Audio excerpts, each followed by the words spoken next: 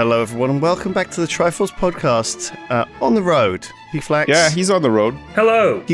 Whereabouts are you? I am in Fill us Stockholm. I am in northwest of Stockholm in a Marriott hotel. I'm working. Is it Is it a Marriott or is it? Oh no, sorry, that's Radisson Blue. It's not a Radisson Blue. But they have all of the brands. They have like Courtyard. This is a Courtyard. Yeah. Oh right. Wow. Yeah, they have like. They bought up other, do you know what I mean? It's a whole tiered system of some of them are, royal suites. And may I ask, are you staying in the presidential suite? No, just a bog standard room. Oh man! But I am it on sounds the like a hotel floor. room. It does. It's got That's that what sound. Sips was saying. You sound like you're in a hotel room, and of course I am. So. Yeah, the way it goes. Well, I didn't mean that like in a bad way though. They just they have a distinctive sound to them. They do. Hotel room. A certain timbre. If Yes, you will. I recognize them from all of the porn I've watched over the years. I recognize that sound, that echo, that reverb. You know, it's ingrained. Put it in my ass, Jimmy. Oh yeah. Fucking like that. Fucking love that cock in your ass. Yeah, put it in my ass. Please no.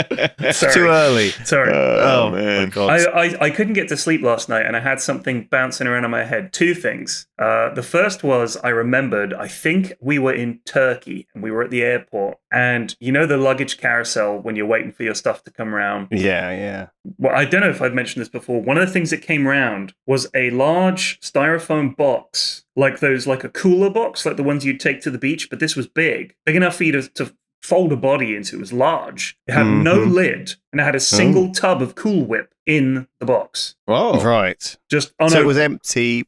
It was empty. Empty with apart from some that single tub of Cool Whip, which was taking up like 2% of the volume of this large box, which begged so many questions. First of all, what happened to the rest of the Cool Whip? Because it was clearly stuffed with it and it had spilled out. That was my first assumption. Or that they just had this box. That was the luggage that they had. And all they thought to put in it was a single tub of Cool Whip. I could not figure it out. It was a confusing one. Oh, I've got an idea. Okay, here's my CSI brain. The baggage handlers. It was like some sort of prank, or like they were, that it was something to do with them. One of them. Maybe that's like their snack, and they just, put it on there and pick it off again. Maybe. I don't know. Do you know what I'm saying? There's some, because there are people behind those magical flaps. The rubber flaps. We're back to porn again, are we? The magical flaps? There is people behind the flaps, yeah. It's not just... Peek beyond just the magical flaps. Yeah. See what you might find. Yeah. God, that's my fetish. Yeah, for same, sure. Yeah. I want to ride that baggage carousel. He's a flat peeker, is what he is. I want to take me in there. That must be a fetish, actually, going back into the womb. Oh, I'm sure it is. Yeah, like crawling I think back as up. well, lying on the carousel and waiting to go back into the flaps would add to a sort of level of anticipation. Oh, I see. You could get on at the start and have a whole titillation round and then get off just before you go through the flaps. And literally and get then off. Go You're back round jerking again. it the whole time, and just as you pass through the flaps, the moment of ecstasy, finally, I'm flap worthy. In you go. Yeah. That's, this is the dirtiest podcast we've done in a while. This has really started off quite those dirty. baggage carousels are filthy. They are to be filthy. fair. You shouldn't really go on them. You should limit Don't your even look access at to them. Yeah, I know. Most people nowadays soil you. Don't even use them. They try to cram everything that they own into carry-on luggage, don't they? It's true. I've noticed that, actually. Yeah. And I don't know how. What are they putting in the luggage hold of planes anymore? Because every single fucker on the plane has got this little mini suitcase that instantly fills up everywhere on the plane. Yeah. Oh my God. Yeah. I mean, given that most flights are full, I'd say it's bog standard now that when you get there, and this happened to me every time I've flown in the last couple of years, it's been, we are operating a full flight today. So of course that means there's no room for overhead luggage. And I'm thinking, first of all, you should be able to have a little bit more overhead space, because I mean, the one on the airplane that I was on coming over here, it opened directly above my head, which is always perilous. If you just extended those luggage holders out to the aisle, it'd be much easier. Like, you definitely have room for all the luggage. And like you said, everybody wants to bring carry-on, but it's like they're always surprised that people have carry-on luggage. So then they'll say, will check your baggage for free if you have a large bag. This is at the gate, like when you're looking to board the plane. Yeah. They're taking luggage off people and putting it into the hold bin. That's the scariest part, because I'm thinking there's no way my bag is making it. It's definitely going to get lost in transit if I hand it to this random dude wearing a high-vis jacket. Yeah, but he's actually at the plane. Like, he's Doesn't matter. He's at the fuselage. Doesn't matter. I don't I trust guess him. they're just dropping it down and shoot. I don't trust him. I mean, at Are they Heathrow, trying it's to all- phase out the fucking hold luggage? Because No, it's no, getting no. more and more expensive to have it in there. No, I don't think they Is are. the intention to have that luggage compartment be converted to sort of a second-class basement on the plane? Yeah, like where you draw all your French women, that sort of thing. Like down, Because like the they're not undercarriage. using. I can't imagine that space is full unless they're putting other stuff in there, like freight and I think mail they and quite stuff. like charging for hold luggage usage. So I think that's something that they want people to take, because they'll tell you like how big a bag you can take on the plane. And I'm sure they adjust that based on their expectations that year. They're like, we need more people to use hold luggage because we can charge 20 quid a pop or whatever. No So wonder, let's yeah. shrink the size. And then people will turn up and they'll say, it's too big. You got to check it. And they're like, no. So they can charge people more money. I know I watched a chat with the Ryanair guy where he was talking about, first of all, that they were going to make the toilets paid toilets, and they were Yes, going I to just saw have that. Yeah. one toilet, right? And he said if he did that, he could fit another 6 rows in or something, 6 seats in. Also, the standing room only, he was going to charge. It was going to be €1. Honestly, this fucking guy is unbelievable. What a guy. What a guy I to know, say he's- that we're going to charge people for the toilets. I know. Yeah. Oh, He's So so he good was at like, I making want to do money. that because then I can fit 6 more seats in. But also he because he doesn't can think take out of the humans toilet. as people, does he? No, thinks I of think us as like, honestly, a lot of these guys are convinced that He's min-maxing his spreadsheet. he's min-maxing, but also in their way, they're like, look, people can fly for €10. Like, I'm genuinely giving people the chance to travel incredibly cheap. They know what they're going to get, but a lot of people, especially working class people who don't have a lot of money, are going to enjoy being able to fly wherever they want, dirt cheap. It's going to be a dog shit flight, but you're going to get there for 20 quid. You can't really complain about that. And a lot of people will happily take a dog shit flight, because it's, especially in Europe, it's like, what, 2 hours to pretty much anywhere? You can sit for 2 hours in a little bit of discomfort. That's the way they see I've it. stood on the train for hours and hours. Yeah, And you Yeah. probably paid a Toilet. hell of a lot more than you did for a fucking Ryanair flight. I'm not saying that like this guy isn't a sociopathic businessman, and as a result is a billionaire. Right. And therefore somehow is doing the right thing in our Oh, minds. I'm not but making that argument at all. No. why don't we just like turn the fucking hold into a ball pit and then send all the kids down there just for the whole flight? He I would would do that. fly on Ryanair God, if kids, they did that. For only $5, they could spend the flight of the ball pit. Yeah, get It's him in like, the ball what? pit. Install a slide so that they can get down there faster. The ball pit. Pay $5 to put your luggage in the ball You ever pit. been on a slide before at 30,000 feet? Let me tell you. Speedy exit boarding. I mean, that yeah, would be the fucking- that would be a big thing in terms of turnaround, is if they could figure out a way to get people off the plane quicker.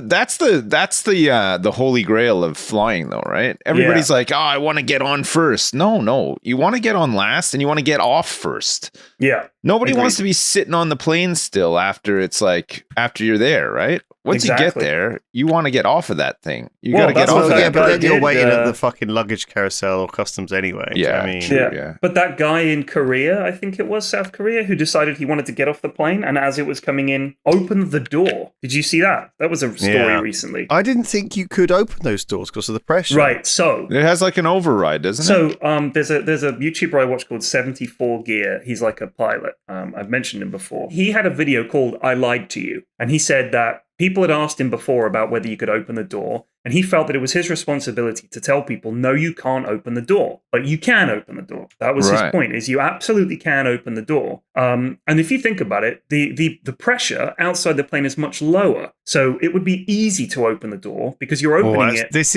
is making me angry. How right? so? A little bit. Well, because of his misinformation. Don't do but for anything good crazy. reasons. Do you know what I mean? It's like, I think that's almost as bad as being like a fucking I don't know, climate change denier, right? Like lying about science facts. But he doesn't to want to stop tell people doing stupid yeah, you can things. open the door because then some idiot's going to do it. Yeah. Yeah, but go fuck yourself, misinformation cunt. I have no time for that. I'm fuming. I hate that kind of shit. Like, I think I know the video, and I think that's where I got it from. I feel like that's such a scummy thing to do. Why is it scummy? Just to lie and spread lies. It's like Oh, But what if I hate that? What if Sorry. that lie could save lives? Yeah, what if that... Well, you point one out to me, Point that what out to you? a life that's been saved. Well, Like, how that's many the thing. people have tried to open the door on a Well, flight? I don't know. You tell me. Again, point one out to me that's been saved. I think by this, save Messiah. Thank you, YouTube Messiah, for making our decisions and saving us. What an arsehole. Carry on, people. No, that I have no follow-up to that. He lied to you. I have no time for that. Okay. It makes me mad. I'm sorry. I hate that. That's the kind of stuff that that bothers me all the time. Just deliberate. That's that's the problem with YouTube, but also like journalism, like opinion piece. We talked about it so much, like just not journalism, not truth. But wait, you can open these doors easily. I believe you can, because this guy did. In the middle of the flight, he opened the door. They were in the air and he opened it. They were in the air. I and remember he opened reading the door. about this. Yeah. So, I mean, I don't know if it's just certain That is planes terrifying, isn't it? Yeah. I mean, I honestly how many thought... times have you been on a long haul flight and you're just stretching and you're standing next to that door? you can look out the little window, at the back. So do you just turn the handle and it opens? So somebody can just lean on the handle accidentally and that bad boy's open and you're out. Can you open plane door mid-flight? Everywhere says no. Here we go. Everywhere says no, but it happens. So it's when it's low and close to landing. Oh, right. So there you go. It's when you're low and close to landing. So the pressure keeps it closed when you're high up, but as you get lower, I thought they opened outwards, change. So I didn't think the pressure would be an issue. No, they open in. If they open inwards, then yes, it would be.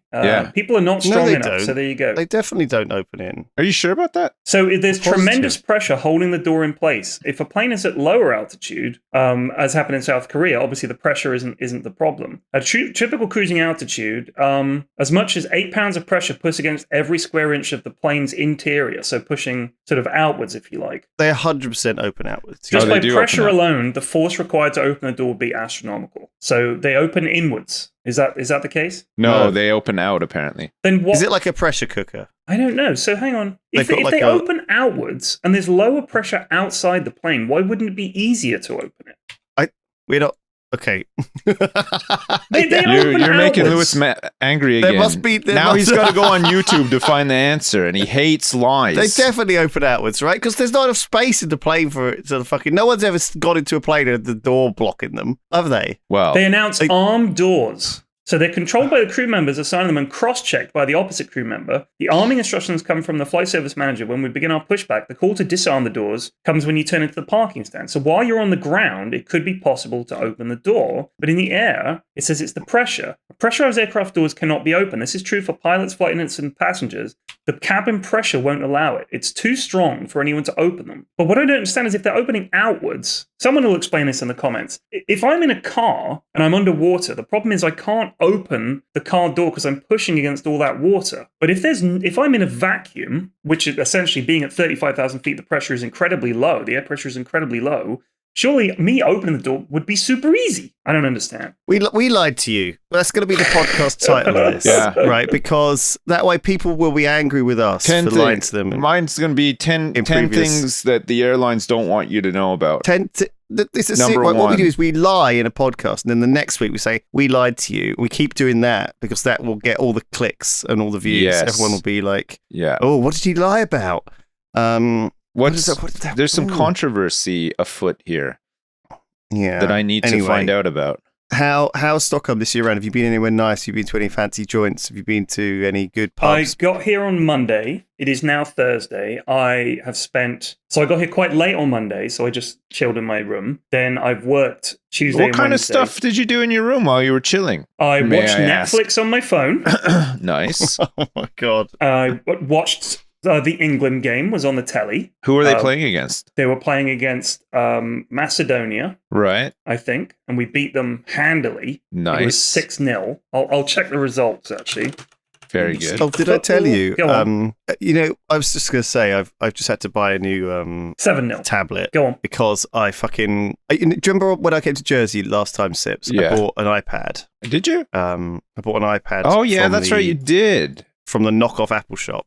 No, it wasn't a knockoff Apple shop. It's a legit one. Well, it's Jersey's equivalent. My of an uncle Apple owns store. it, and he said it's legit. Okay, it's Is he the one that works for Nintendo? yes, of course he does. Oh right. Anyway, it feels like it's a legit iPad. Anyway, I was on the plane and I had like a electric seat move forward button, and so I pressed it. Just got on the flight immediately. Put my iPad down, pressed it, and I heard this cracking, and I was like, "Oh fuck no!" Me. And I put the iPad like just right, like basically when I put the iPad down, I wedged it in the seat by accident, and I pressed the thing and it instantly shattered the iPad. Oh shit! And glass. You must have been so pissed Tiny off. glass shards were everywhere. So not only did I not have the tablet, which I put all of my TV shows and stuff on, right, like to watch on the plane, and all my books and all of my everything. Like I don't know, I've got my a lot of boarding stuff on there. card, It's like everything was on there. It's very annoying to have all of that like gone. But also there was like shards of glass everywhere, like all over my seat, on the floor, like in my fingers. And I was like, I said to stewardess, I'm like, did you say you were so peeved? I'm so to ticked off right now. I might open the door. And she was like, let's just move you to this other seat. And we'll clean it up later. Because there was like a spare seat next to me. So nice. I just left it all there, like man, like, what can you do? Like a blood bath. What can you do? At least you didn't puke, I guess. Like that could have been worse. I might have had to stand, and then at least I didn't go try and open the door. Yeah, and like wipe, like touchpad and brush the glass angrily out. Open the door. I'm so mad about my iPad. Oh god, it was the stupidest thing. Oh. And then I still had it with me when I got to the Florida airport. I was like, what am I supposed to do with this? So I just threw it in the bin. And it felt really weird throwing an iPad in the bin, even though it was obviously busted. It still felt like wrong somehow. Could you even turn it on or anything? Like, was it the screen just completely? I couldn't turn it on. No. Oh man. Well, I could, but I couldn't like. So you couldn't do a factory reset to get rid of the launch codes or anything? Like, I could turn it on, but I couldn't like properly. I think I was able to navigate to the factory reset button actually, but navigate. It was so fucky. Don't dress it up. Why do we use that term? In shards. Navigate. It's a fucking computer. You know, let's put some respect. Yes, at that point I navigated to the best of my abilities. I had to kind of keep rotating the iPad to try and like. Does that count as get the one area of the screen that was still touchable? You had to orient it. You weren't turning it. You were orienting. I had to orient the iPad to navigate to the menu I desired. I'm an explorer, by the way. This is your iPad pilot speaking. We would like to navigate. Hello, to the settings Frog here. Oh, navigate my dick in your ass. Well, your luggage is going to be navigating through my rubber flaps. I went to, I think I might have told you guys this, but when I went to, I landed in Manchester to go to that show in Leeds. And when I was at Manchester Airport, it's that thing where if you're on a smaller flight, the plane lands like 10 miles away from the airport and you got to take a bus back to the terminal. On the bus ride into the terminal, there were about 4 suitcases randomly on like the taxiway, like, you know, going to the runway that had just fallen off of those little trucks or whatever. There was one that had been, I guess, had fallen off onto the road, and then somebody stopped to move it onto some grass, like to the side. There was just luggage everywhere. It was the weirdest stuff. I've never seen anything like that at an airport. Yeah, just so if you've ever lost your luggage, that's probably what happened. It's probably on the tarmac at Manchester Airport right now. It's I hate seeing it because I know that could be my bag. I've lost my bags quite a lot lately. Actually, our luggage has been lost in transit. It's when you have to take 2 planes. That's when they don't know what to do. They're just like, "What do you do with these bags?" I used to, if you cast your mind and eye back to the 90s, before 9/11, pretty much, you used to be able to check it right through. Remember? You didn't have to stop, you know, like wherever you landed, you didn't have to collect your bags and then check them back in for your next flight or whatever. You used to just be able to check everything right through. And I think it was worse actually because stuff got lost a lot more back then. I think because I know that now every time we take in a connecting flight now, they just automatically move the bags from plane A to plane B. Like I haven't seen that must have changed recently because normally when I'm connecting, I got to stop. I got to pick up my bags and check them through for the next one. Interesting. I've had to do that. Well, I think when I'm going, like sometimes I've flown to Vancouver on to Seattle. Oh yeah. When I've gone to Seattle, and sometimes it goes to Vancouver then Seattle. And when you get to Vancouver, I'm pretty sure you have to get all your shit, put it through all the security things, and then they'll let you back on the plane. Yeah. If I remember rightly. When people say they love travel, what they mean and what I mean is I like being somewhere. They like else. Arrival more than they like travel. Yeah. Yeah. I fucking hate travel in all of its forms. Yeah. Like literally planes. I get like the pressure like makes my sinuses all like fucking tight and swollen and painful, and my ears don't pop for like hours after a flight. And I'm just in agony. Right. I'm on like trains are fine, but expensive, and I'm always like having to stand up or some shit or just sitting in someone else's seat. It's a pain in the ass in the UK to get a train anywhere.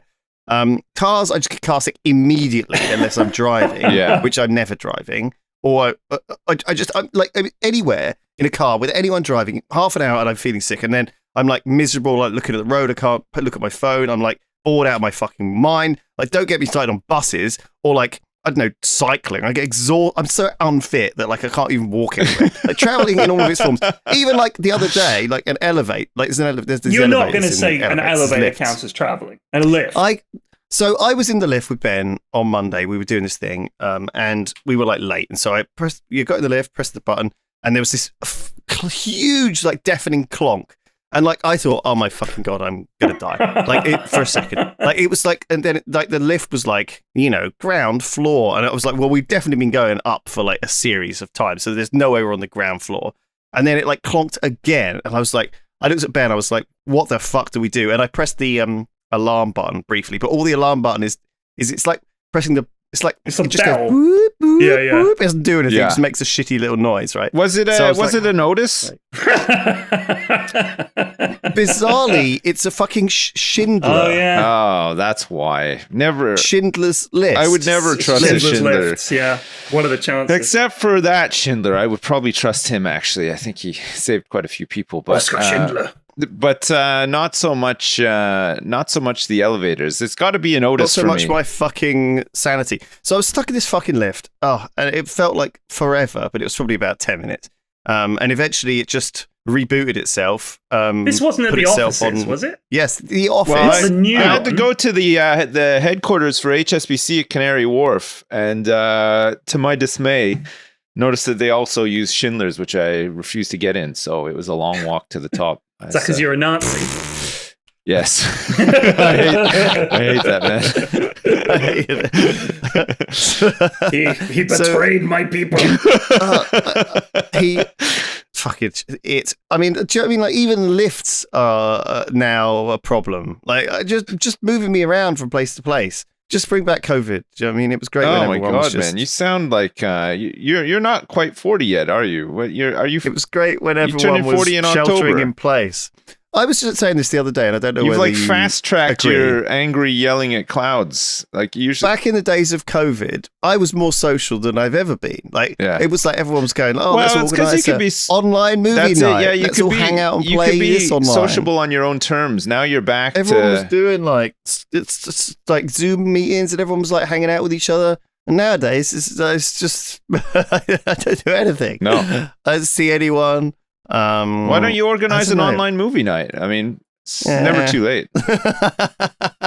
I've tried to do these things. Surprising, like I've got like a group of people who play board games, right? And the group has suddenly grew. I originally thought like 6 people max in that group, right? Because if they all ask to come, we're not going to be able to. I really only want 4 people, right? But it's ballooned. The group now has like 12 people in it, and every time I ask, we can't even get like 3 people together out of 12.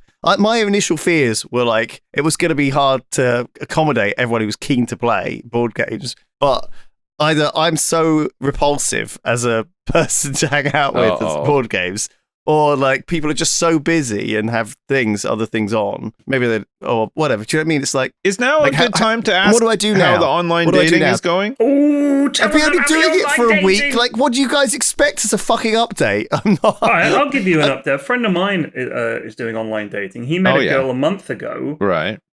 He showed me a picture of her. She's gorgeous. Right. And it's going really, really, really well. So he's got a girlfriend. Where's yours? Why haven't you? Yeah, Is that what you're Yeah, asking? where's yours? All right. Okay. So you don't have to slay the guy. I mean, we just want a little update. I'm weirdly uncomfortable with it, and I'm still trying to get my head around I don't it. think Did it's you much do weird what we to be. suggested? I don't think it's weird to be uncomfortable with online dating. The whole Yeah, I thing agree. seems bizarre to me, but It does, but he's thrown himself into it. He's chucked himself right navigating in it. there. But He's navigating I guess this it. is our culture now. Like, this is a thing that people are doing, and like, it's. I just find it a little bit overwhelming. I guess I'm just not. I'm approaching it with a lot of things in my head. I need to just like turn off those things in my head. You know, you just got to go with the flow a bit more, I think. Yeah, I think I'm just overthinking the whole thing, you know? Yeah. But wait. So do you remember last time you were talking about how some of So the... last Hold week on. we were talking Let me about this, ask- but let it's me 2 ask my weeks question. ago in terms of Yeah, podcast so let me ask my time because we're question. recording ahead for Let me you ask my being away. question. Go This on. is important. All right. You were going to go out with a doctor. You were going to go out with a lawyer. What do you mean? You were going to go out with all these I can't just- headmasters or I headmistresses. can't just. They're not replying to me. Oh, Why not? There's no like.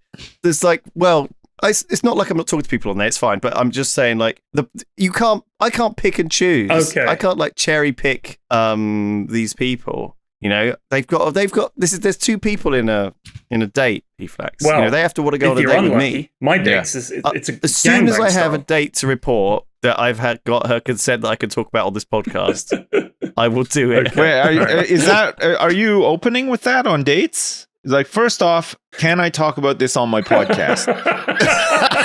I think I might use that actually That as could a line. be a That good seems icebreaker, pretty- actually. No. That could be a good icebreaker. No. yeah. For the simple reason, she'll want to know what the name of the podcast is, and then you're fucked. If Yeah. anyone listens to this, Well, you're fucked. But I'm so Googleable anyway, right? Like I think I'm anyone so who's going on a date Googleable. with me. That's Oh a my t-shirt. God, That is that's your a new t-shirt. merch. Yeah, there you I'm go. so Googleable, and a picture of Lewis fucking Brindley. Just, I'm pretty obviously Googleable. Do you know? I'm not.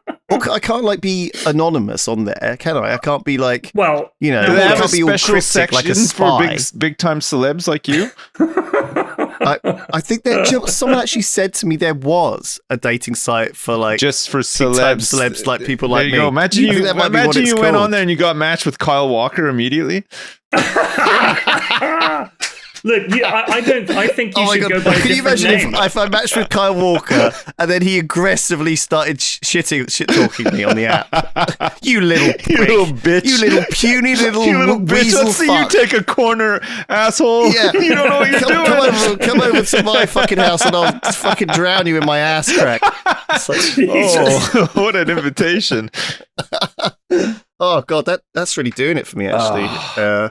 I like to be dominated Wowzers. by Like a Premier terrifying League footballers. British English defender. Yeah. What is he?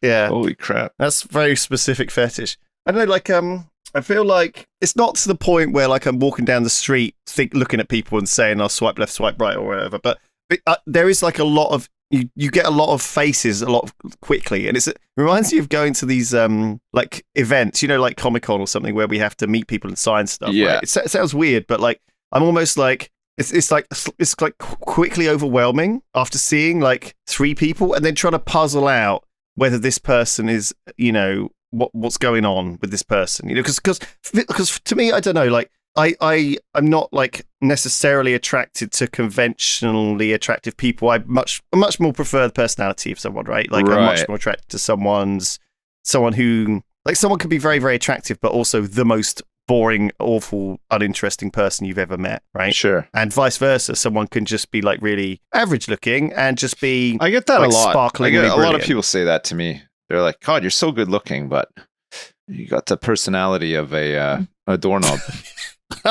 But so good looking. It's like kind of just like really, really attractive. Really, A lot of people breathtaking. don't give away very much on these sites, right? And or if they do, it tends to be fairly Generic? bigging themselves up. Oh, It is like self-aggrandizing. everyone's living their best life as well. That's the other thing. I'm like super jealous of all these people who have Living their like, best life. everyone. It's like, you know, on Instagram how everyone presents their best foot forward. On dating sites, it's like that times 10, right? So it's like everyone's profile is of them from good angles with on a beach, you know, or in front of the Machu Picchu, or do you know what I mean? Like I don't know, like best foot forward.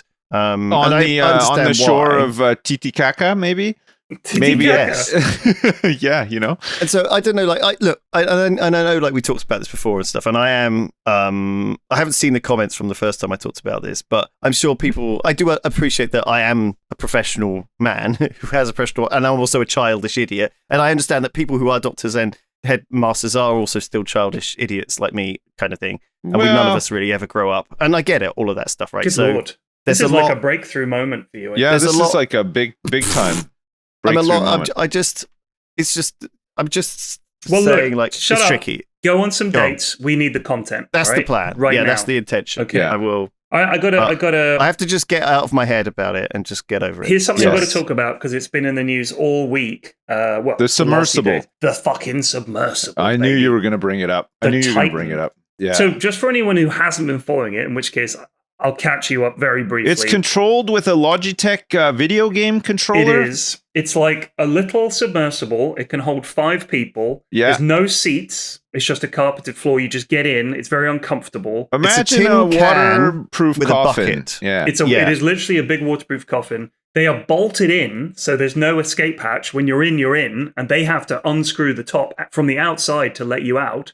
It is 12,500 feet underwater. To give you some idea of how deep that is, no submarine can go that deep unless it's like one of these. Like all these nuclear submarines and shit, they can't go that deep. Sperm whales, 4,000 feet, and that's considered unbelievably deep. Giant squid, 3,000 feet. That's how deep they can go. This thing is like more like 12 times deeper than the Empire State Building is tall. The pressure is unreal. You're under miles of water. It's insane how deep this is. And these guys got in this thing. They paid $250,000 to get in a fucking tin can with glass that is not up to code for this depth, by the way. And they're just in there being piloted by a guy who knows how to pilot a submarine, but with a video game controller. Which I think is the least of it, in all honesty. Because if they just rebadged that and made it look official, you'd be like, oh, fine. Because it's called a Logitech controller, that's a problem. The problem for me is not the Logitech controller or anything like the fact there's no seats. The problem I've got is, why the fuck are you going down there in this tin can in the first place? Everybody's been asking this question.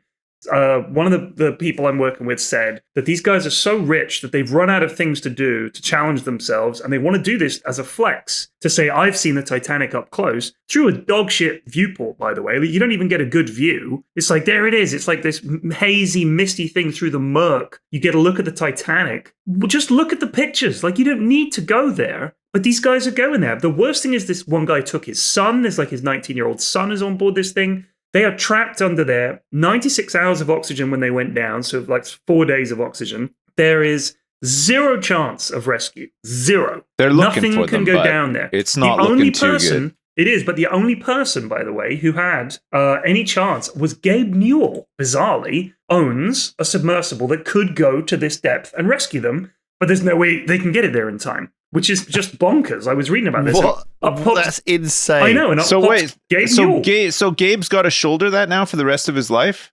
Why weren't you parked on the East Coast? Why couldn't your sub be closer? That's a lot, though, for, you know. I mean, yeah. The guy just wants to watch some Dota and chill. Like, I don't think he needs to be worrying about all that. I mean, it would be literally impossible for them to get there in time. Even if this had been at the very start, it's just not possible. What about James Cameron? Doesn't he have a little sub as well? Yeah, I presume so, but I don't know. I don't know what's Nobody going on wants with to Cameron. ask him for it. Yeah, it's James Cameron. He's hard to work with, even in a rescue allegedly situation. he is. Yeah. So maybe but people... so the communication system, there's no cable tied to this thing. It just goes up and down, and then they hoist it out of the water.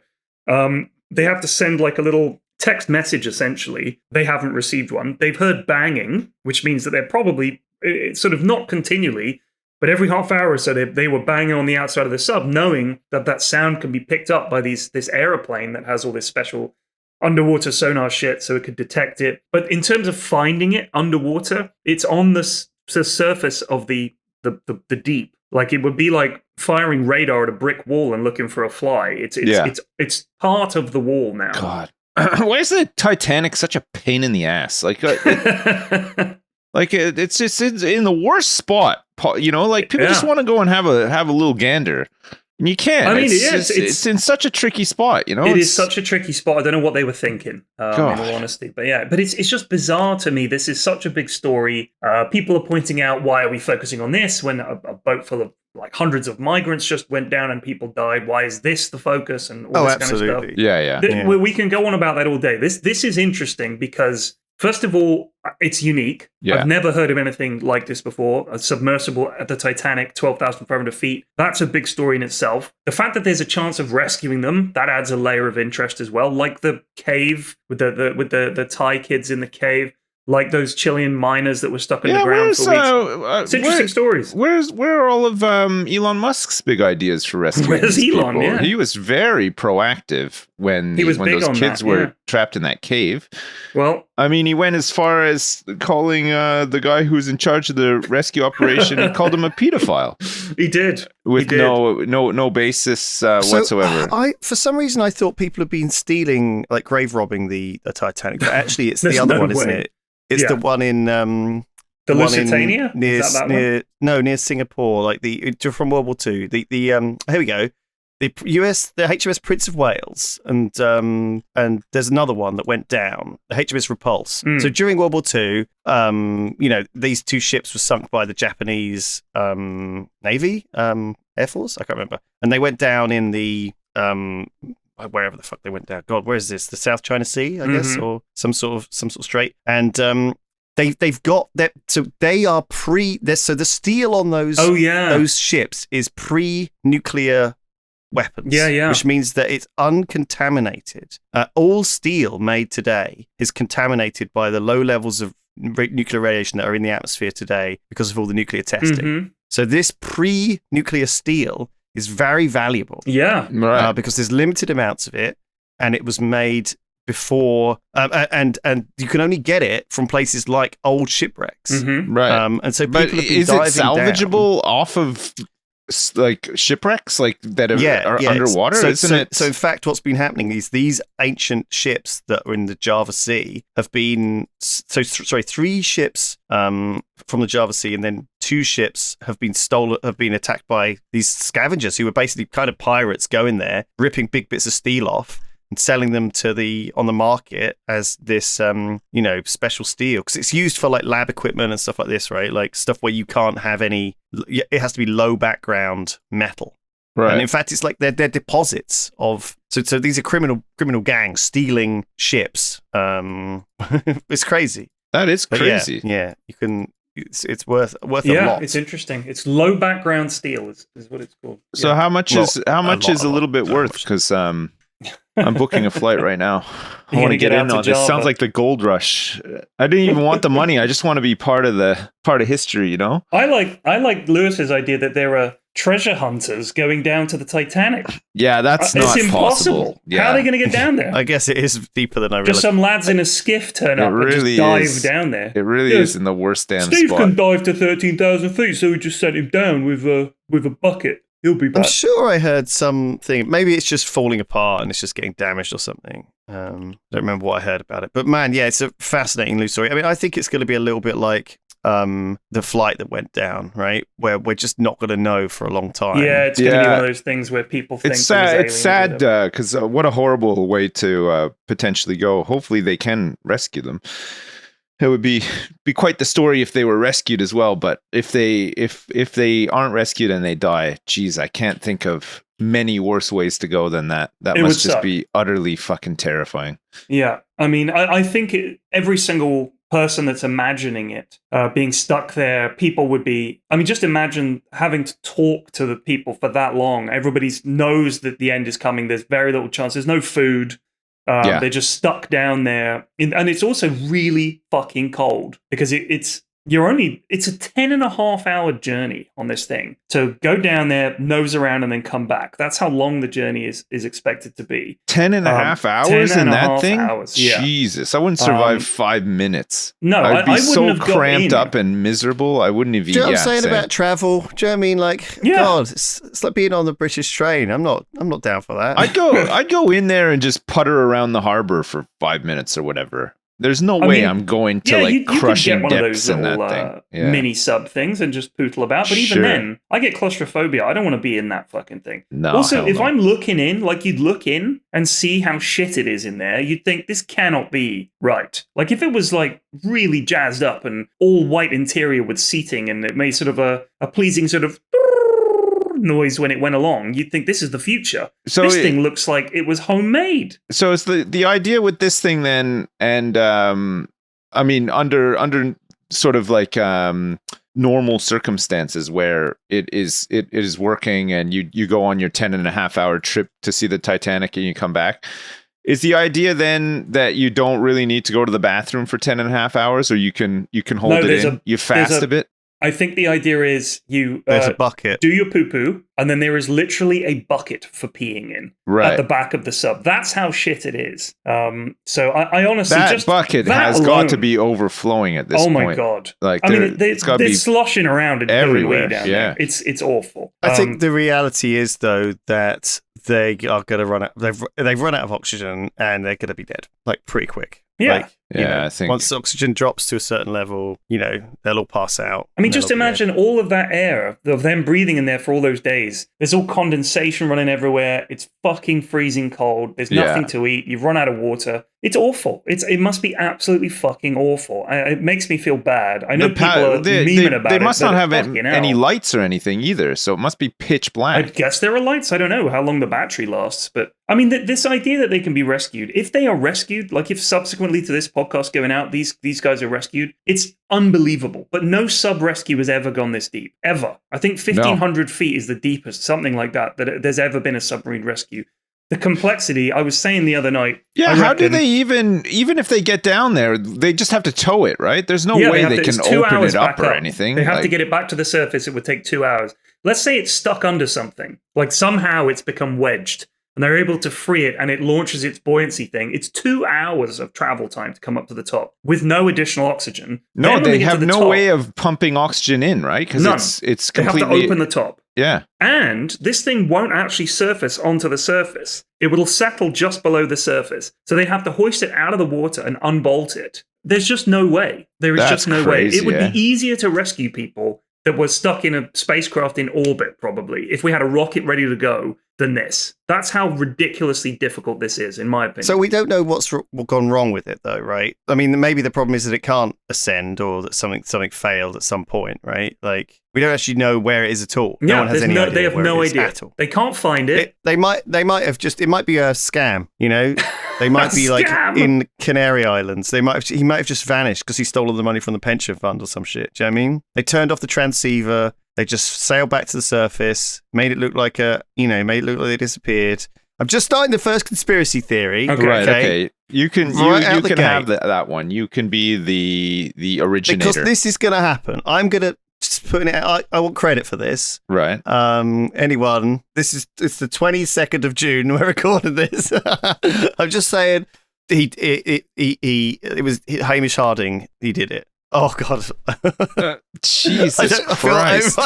I immediately feel awful. You said the name of a man, a living man, potentially. Oh God! Oh my God! I mean, what else? Look, I'm just proposing an alternative fact. Okay. Sure.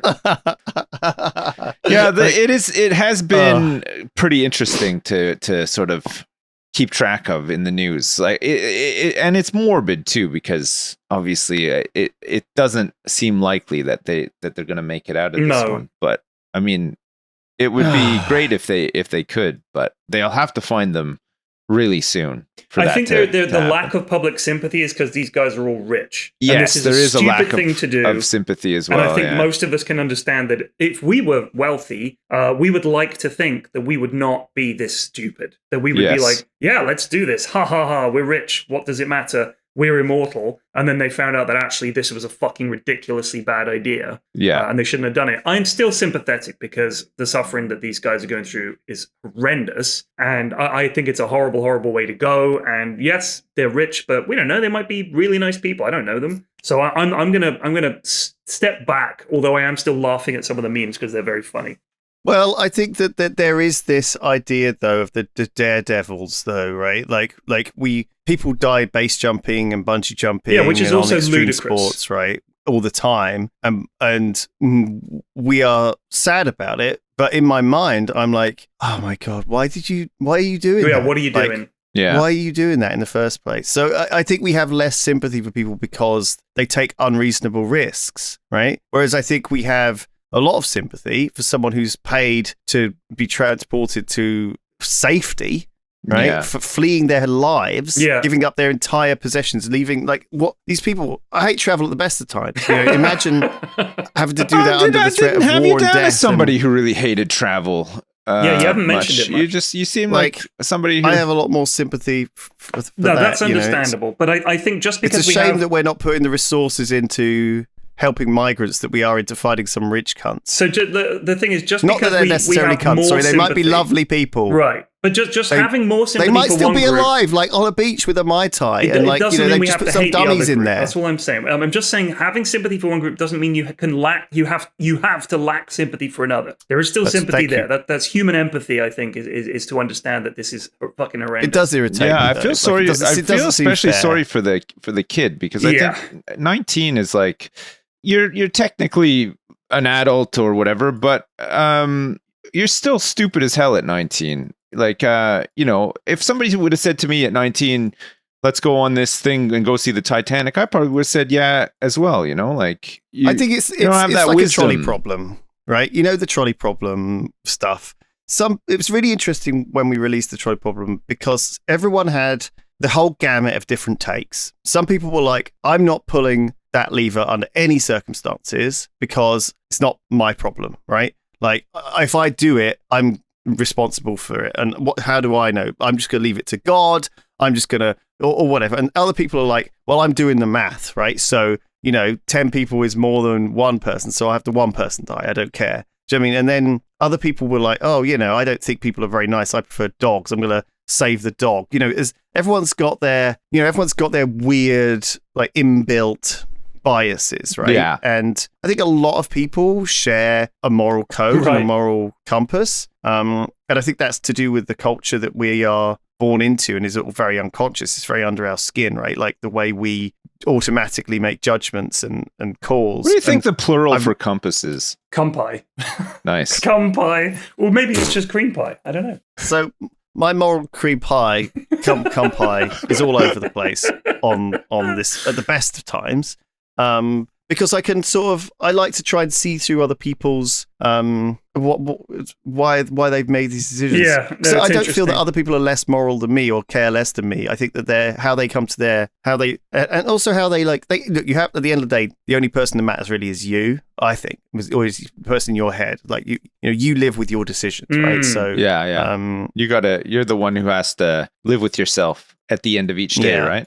Everyone's got this little judge in their head, like justifying everything they do and making excuses for all the terrible things they do in some cases. Yeah. But I don't think anyone would be able to live if they didn't, constantly justify the things that they do stupidly by accident. I mean, God, the amount of stupid things I say. Like I said the stupidest thing the other night. I won't repeat it.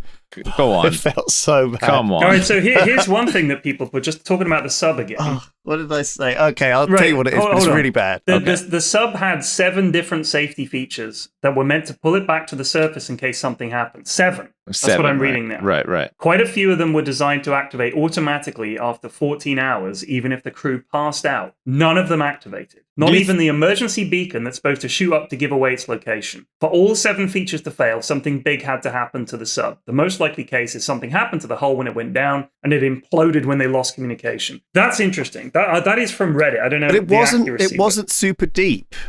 What was it? At the point that it lost contact. No, but it's on its way down. Yeah, but what I'm saying is if it was going to fail, it would be failing deeper than... Do you know what I mean? If it was likely to have a catastrophic failure...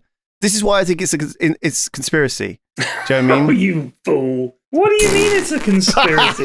But so I've now convinced myself of the conspiracy that I made up to mock conspiracy people. So what people think though is that it is very deep underwater right now. The sub, there's no question about it. It's down there, possibly deeper than they ever thought it could go, or whatever, right? And that's where it's stuck. Like, there's no way that it's just like washed up Well, in we don't know, Tahiti or Sibs. something. The thing is, it might be floating on the surface of the ocean. That's, I think, why they're scanning and searching for it.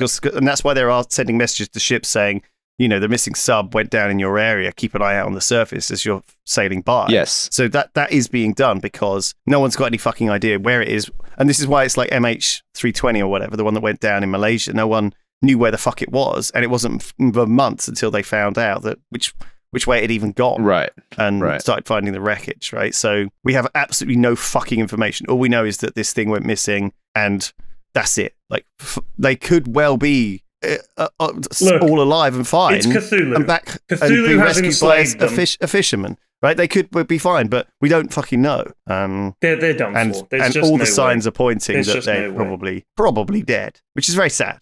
Do you think they'll ever find them? If No. they are just lost, like down in the depths somewhere? No. It's going to be impossible to find them. I would say the only way they would find them is if something went wrong and the little vessel imploded and the wreckage just sunk down and is now amongst the wreck of the Titanic. So on some future voyage, someone will be down their little sub and be like, "Oh shit, look, that's the Titanic." Like James Cameron goes down there all the time. Like James fucking Cameron. What? He does. What a dingus. He loves going down there and checking it out, though. The Titanic's still there, guys. Just checking in on the Titanic. He's looking for some of that fucking steel, mate. That's what it is. Fund a new Avatar movie. But also, I think what he's doing is he's like doing a 3D map of the Titanic so that people don't have to go. Why are they so obsessed with it? Why are they so obsessed with the Titanic? Know. It's like it's just one of those things, People just they're captured by it, They just. I just wonder what it. I think just it's so because fascinated it represents their own hubris in wreck form. Right. It represents grandiose, unbeatable wealth, and it's